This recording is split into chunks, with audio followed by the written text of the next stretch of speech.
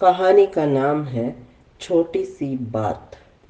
संसद में शिक्षा मंत्री ने अपने बयान में कहा कि हाल में जो व्यापक छात्र आंदोलन हुए उनका आरंभ एक छोटी सी बात से हुआ था।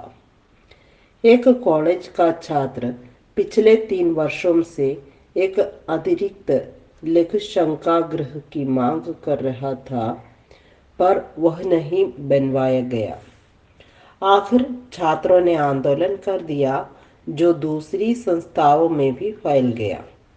1965 का एक समाचार।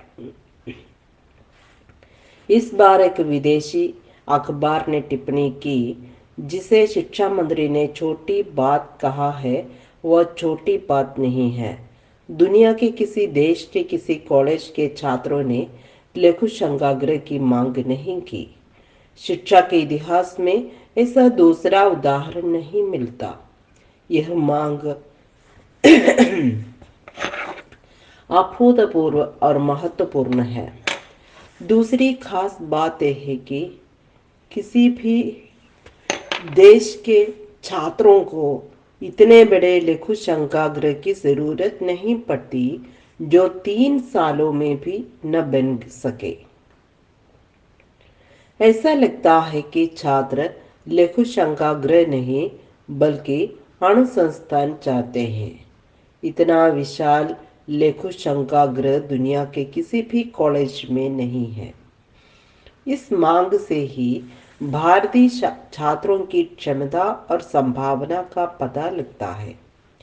इस देश के वरिष्ठ नेताओं का कहना है कि जब देश की आर्थिक हालत इतनी गिरी हुई है, तो क्या हमारे तरुण कुछ साल लघु शंका किए बिना नहीं रह सकते? इतना खर्चीला शौक देश के भविष्य निर्माताओं को शोभा इतना खर्चीला शौक देश के भविष्य निर्माताओं को शोभा नहीं देता।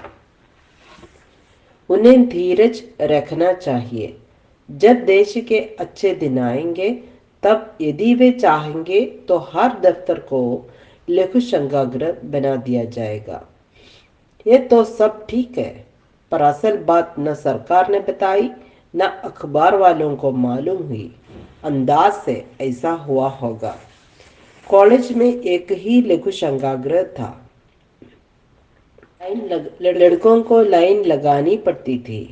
उनमें से कुछ प्रिंसिपल के पास गए और प्रार्थना की कि एक लघु शंकागृह और बनवा दे। प्रिंसिपल ने कहा, तुम्हारी मांग जायज है, पर मुझे न एक ईंट रखवाने की अधिकार है न उखड़वाने का। मैं ऊपर लिखता हूँ। प्रिंसिपल ने शिक्षा सचिव को लिखा। शिक्षा सचिव प्रिंसिपल के पत्र को लगातार 6 महीने पढ़ते रहे, तब वो समझ में आया। हर शब्द और हर अक्षर को सैकड़ों बार पढ़ा। इतना कठिन और पेचीदा पत्र था वह। समझने के बाद उस पर 6 महीने विचार हुआ। विचार के बाद शिक्षा सचिव ने प्रिंसिपल को लिखा। रिकॉर्ड देखने से मालूम होता है कि एक कॉलेज सन 1930 में खुला था। तब से अब तक कभी लड़कों ने लघु शंकागृह की मांग नहीं की। मालूम होता है 1965 में पहली बार इस कॉलेज के लड़के लघु शंका कर रहे हैं। प्रश्न है कि अब 35 सालों तक लघु शंका नहीं की, तो अब एकाएक कैसे लगाई?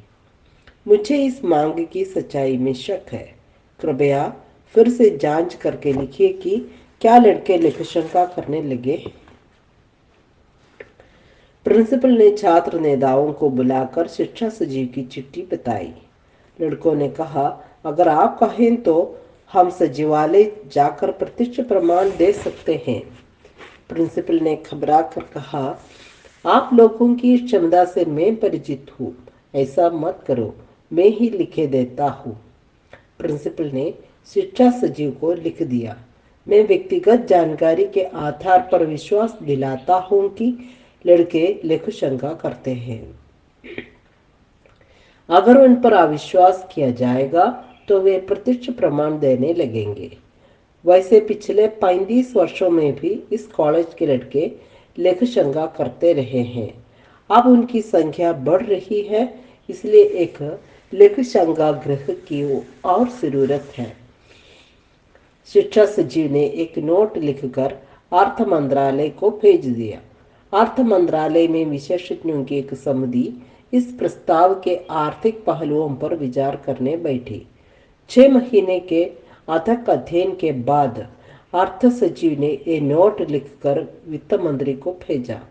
वैसे ही खाटे की अर्थव्यवस्था चल रही है। अगर लघुशंका गृह बनवा दिया गया तो और घाटा होगा। इसे कहाँ से पूरा करेंगे? हिसाब लगाने से मालूम होता है कि अगर एक कॉलेज में इस तरह लघुशंकागृह बनवाया गया तो लगभग 9 करोड़ का खर्च होगा। अगर देश के युवकों की लघुशंका पर 9 करोड़ खर्चा किया गया तो योजनाओं के लिए पैसा कहाँ से लाएंगे? अगर 9 करोड़ का घाटा पूरा करने के लिए लघुशंका कर लगाया गया तो बड़ा कड़ा विरोध होगा। कर की चोरी करने के लिए लोग छिपकर लघुशंका करेंगे, जिससे जनता का नैतिक स्तर गिरेगा। कुछ लोग कर बचाने के लिए लघुशंका रोकेंगे, जिसका उसके स्वास्थ्य पर बुरा असर पड़ेगा।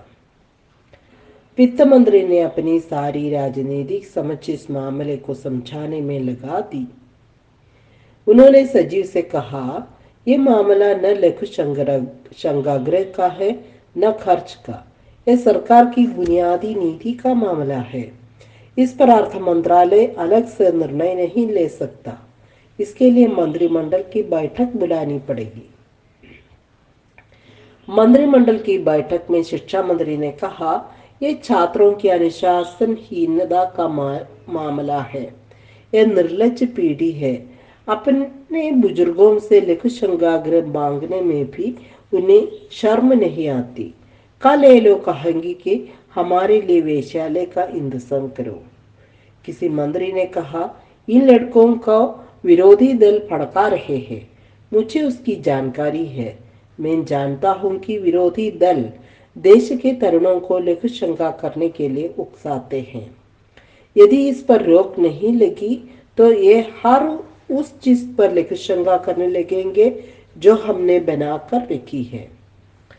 गृह मंत्री ने कहा, यह मामला अंततः कानून और व्यवस्था का है। सरकार का काम लघुशंकागृह बनवाना नहीं, लॉ एंड ऑर्डर बनाए रखना है। मैं इस स्थिति से निपट लूंगा। तब प्रधानमंत्री ने कहा, प्रश्न है कि लघुशंकागृह बनवाया जाए या नहीं।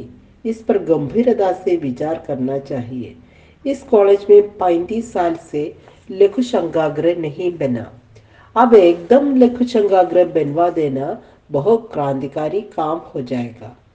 क्या हम इतना क्रांतिकारी कदम उठाने को तैयार है? धीरे धीरे विकास में विश्वास रखते हैं, क्रांति में नहीं। यदि हमने यह क्रांतिकारी कदम उठा लिया तो सरकार का जो रूप देश विदेश के सामने आएगा, उसके व्यापक राजनीतिक परिणाम होंगे। मेरा ख्याल है सरकार आपको इतना क्रांतिकारी कदम उठाने के लिए समर्थ नहीं पाती। सरकार अपने को इतना क्रांतिकारी कदम उठाने के लिए समर्थ नहीं पाती। इसी वक्त छात्रों का धीरज टूट गया। उन्होंने आंदोलन छेड़ दिया। दूसरे कॉलेजों के लड़कों को चूड़ियां भेज दी गई। आंदोलन करो या चूड़ियां पहनकर घर में बैठो। चूड़ियों में आग लगा दी। जगह जगह आंदोलन भड़क उठा। यहाँ का आदमी अक्ल बताने को उतना उत्सुक नहीं रहता जितना नर्ता बताने को। अगर किसी से कहा तो अपने सिर पर जूता मारो या ये चूड़ियां पहन लो, तो वह चूड़ी के डर से जूता मार लेगा। लोगों ने लड़कों से पूछा, ये आंदोलन किस हेतु कर रहे हो? लड़कों ने कहा, हमें नहीं मालूम, हमें तो चूड़ियां आ गई इसलिए कर रहे हैं। मगर राजधानी में सारे विदेशी दूतावास और पत्रकार चौंक पड़े। ये क्या हो रहा है? विद्रोह, क्रांति? एक दौर लाठीचार्ज और फायरिंग का चला। विदेशी पत्रकार मंत्रमुग्ध की तरह घूम रहे थे। उन्होंने संघर्ष समिति के प्रतिनिधि से मुलाकात की। कहा, आपका ये देशव्यापी विद्रोह देखकर हम चकित हैं। आप देश को बदलना चाहते हैं। अपना मैनिफेस्टो हमें दीजिए। हमें बताइए कि इस देश के सामाजिक आर्थिक ढांचे में क्या बुनियादी परिवर्तन आप लोग चाहते हैं। छात्र नेता ने जवाब दिया, हमें तो एक लघु संघाग्रह चाहिए।